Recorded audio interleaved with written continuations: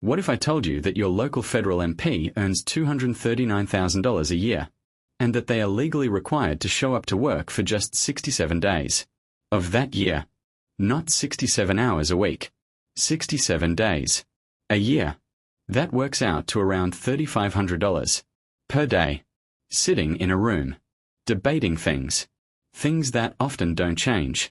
Meanwhile, the average Australian full-time worker earns just under $100,000 a year, every single day of the year.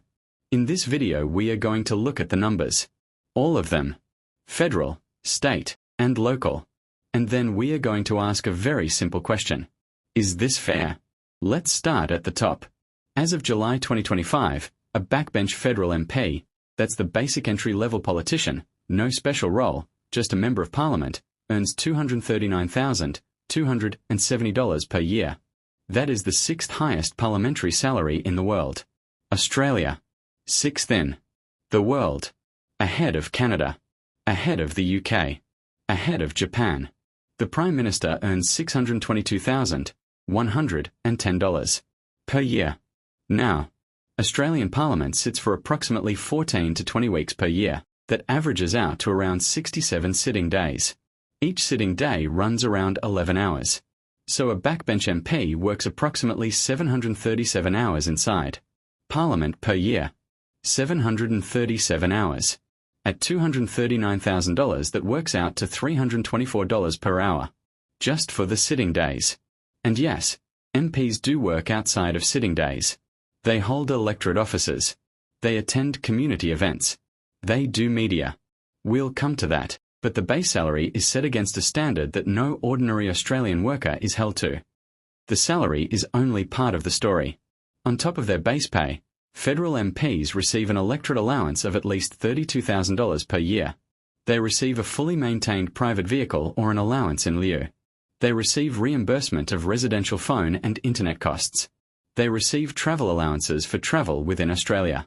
They receive superannuation, and if they were elected before 2004, they may still be on the Parliamentary Contributory Superannuation Scheme. Under that scheme, some former MPs receive pensions worth more than the average Australian earns in a year. For life. So when someone says the MP salary is $239,000, understand that is the floor, not the ceiling. Step down to state level and the numbers are slightly lower, but not by much.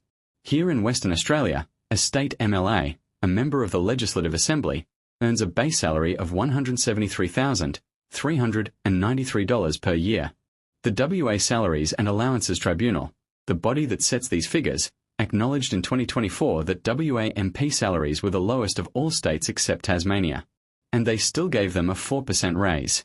WA Parliament typically sits for around 25 weeks per year. 3 days a week, Tuesday, Wednesday, and Thursday. That is 75 sitting days per year. At $173,000, that's $2,311 per sitting day. Again, we acknowledge MPs do more than sit in Parliament. But the ratio is the same question. Is the compensation proportionate to the service? Now let's go local. Because this one surprises people.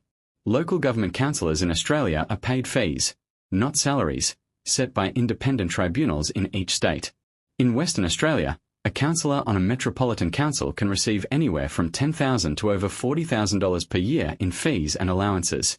Mayors of major metropolitan councils can earn well over $100,000. The City of Perth Mayor's total remuneration package sits above $200,000 when vehicle, allowances, and expenses are included. And local councils typically meet once or twice a month for a few hours. Once or twice a month. Now, some councillors work incredibly hard between meetings. They represent their communities genuinely. We are not dismissing that. But the system as designed means someone can show up to 12 to 24 meetings a year and walk away with a package worth more than a nurse, a teacher, or a tradesperson earns working 50 weeks a year. So what's the alternative? Here's a simple proposal. And it's not radical. It's just logical. Politicians should be paid in proportion to the median Australian wage, not multiples of it. A base salary of $60,000 per year.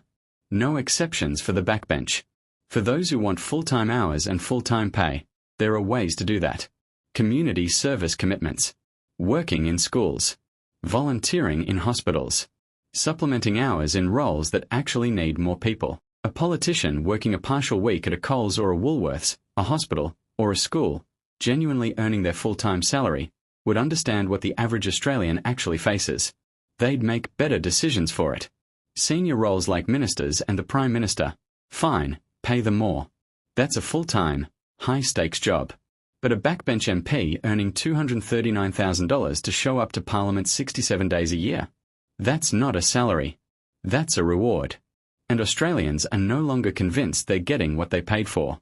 There's an argument you'll hear whenever this topic comes up. If you cut politician salaries, you'll lose good people. You won't attract talent.